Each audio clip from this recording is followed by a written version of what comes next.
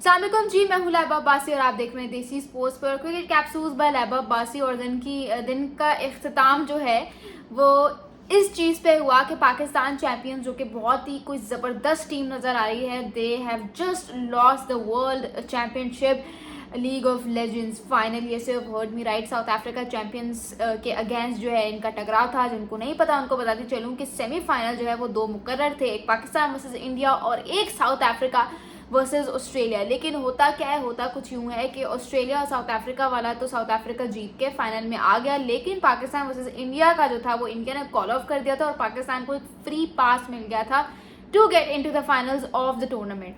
अब हम तो बड़े खुश हो रहे थे कि यार, एक तरह से खुश भी हो रहे थे और एक तरह से उदास भी हो रहे थे कि कोई कंपटीशन के बगैर हम फाइनल में पहुंच गए। लेकिन अच्छा है, हमारी टीम वैसे भी अनडिफीटेड है एंड वी वर एक्सपेक्टिंग कि यार पूरे टूर्नामेंट में इन्होंने इतनी अच्छी फाइट जो है सामने रखी, सो फाइनल में भी ये लोग अच्छी फाइट रख के ट्रॉफी जीत जाएंगे। एटलीस्ट मैं तो यही सोच रही थी। अनप्रिडिक्टेबिलिटी का लेवल हाई होता है, लेकिन इस टीम के साथ थोड़ा सा मुझे डिफरेंट सिनेरियो लग रहा था। But what turns out is के Pakistan have lost the final one sidedly. ऐसे वो heard me right, South Africa के अगेंस्ट पाकिस्तान चैंपियंस ने आज 197 रन्स या पता नहीं 196 रन्स का टारगेट सेट किया, जो कि साउथ अफ्रीका ने जस्ट 16.5 ओवर्स के टाइम पीरियड में जो है ये टारगेट चेस कर लिया और बहुत डोमिनेंट तरीके से इन्होंने टारगेट चेस किया। हाशिम अमला आउट हुए, सईद अजमल ने उनको आउट किया। उसके बाद लगा कि जैसे यार अब चीज़ें हमारी फेवर में आना शुरू हो गई हैं, जब वहाब रियाज ने फिर एबी डिविलियर्स को आउट किया just after when he was done scoring is half century. तो एक उनका बड़ा ज़बरदस्त सा कैच हुआ और फिर हमने कहा कि यार आउट हो गया, लेकिन फिर वो रिव्यू वगैरह लिया गया और उसमें कैच जो है वो थोड़ा सा उनके हाथों से ग्लाइड करता हुआ बाहर की तरफ आ रहा था।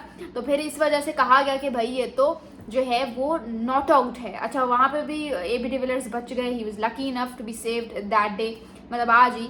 और फिर क्या होता है कि हफीज़ ओवर करवाते हैं 10वां ओवर, 10वें ओवर में फिर एबी डिविलियर्स आउट होते हैं, लेकिन गेस व्हाट, वहाँ पे जो है सईद अजमल उनका कैच छोड़ देते हैं। तो यार, या तो कामरान अकमल कैच छोड़े होते हैं या तो सईद अजमल कैच छोड़े होते हैं। ये इन्होंने हफीज़ को इतना डिस्टर्ब किया होता है। जाहिर सी बात है, जब आप कप्तान हो और आप इतना अच्छा एक एक कैंपेन रन करते हो, अपनी टीम को इतना अनडिफीटेड लेकर फाइनल में पहुंचते हो, तो फिर जब आपकी टीम फाइनल डे पे इस तरह की हरकतें करती है ना, वो भी against team like south Africa, तो फिर आपको बहुत मायूसी होती है। अब ये नहीं कह रही मैं कि बहुत ऐसा नहीं होना चाहिए था, कोई बात नहीं, it is a league of retired player, as such कोई कॉम्पिटिशन भी नहीं था हमारे लिए, बिकॉज इंडिया ने अपना मैच 2 बार हमारे अगेंस्ट क्वालिफाई किया, तो हमें तो यही लग रहा था कि जैसे हमें फ्री पास मिला ना फाइनल्स में आने का। बट अगर आपको फाइनल जीतना है तो आपको इस तरह की गलतियां जो है वो अवॉइड करनी होती हैं, लेकिन सिर्फ गलतियों की वजह से हम ये फाइनल नहीं हारे।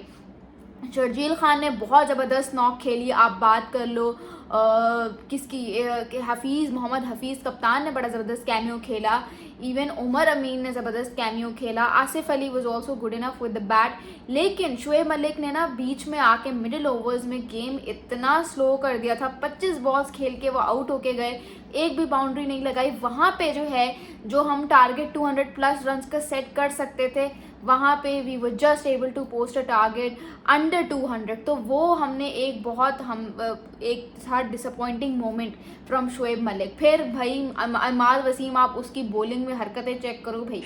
वैसे ये कह रहे होते हैं कि मुझसे बेटर कोई नहीं है, I am the who is better than मी, यही इनका होता है रद्द अमल जब भी इनसे कोई सवाल पूछा जाता है, that what do you think is the best allrounder currently in the cricket world right now, तो ये कहते हैं who is better than me. तो अभी आप एक्टिव क्रिकेटर हो पाकिस्तान की तरफ से, and you look at yourself, आप एबी डिविलियर्स से you getting hit by him left right centre. 2 overs में this guy considered 38 runs, can you believe it. तो भाई फिर ये जो आप लोग टूर्नामेंट्स के दौरान इतनी तनकीदें कर रहे होते हो टीवी शोज़ पे बैठ के, तो थोड़ा खुद भी ग्राउंड में कुछ परफॉर्म कर दिया करो। फिर तो मुझे आप लोगों के ऊपर शिखर धावन वाला ट्वीट लगाना पड़ेगा, सोशल मीडिया के शेर मैदान में ढेर। मतलब seriously, what is this behaviour. Imad Wasim भाई, आप AB de Villiers, you talk about him, आज उन्होंने 120 नॉट आउट रन की इनिंग्स खेली है एंड उन्होंने मैं कहती हूँ कि it was a very ज़बरदस्त talk, especially in a game like final, that to against a team which has been undefeated throughout the tournament. तो बहुत ज़बरदस्त ये स्कोर है। लेकिन उसके अलावा भी अगर आप देखो तो he is a retired cricketer, ठीक है, रिटायर्ड क्रिकेटर्स हैं। And most importantly he was making a come back in this league after 4 long years. 4 साल से एबी डिविलियर्स ने कोई क्रिकेट नहीं खेली, ये उनका पहला टूर्नामेंट है, मतलब कम बैक ईयर आप कह लें। And still he managed to hit 3 centuries. Can you believe? He managed to hit 3 centuries. और हर एक्टिव क्रिकेटर जो है उनको भी he is hitting left right centre.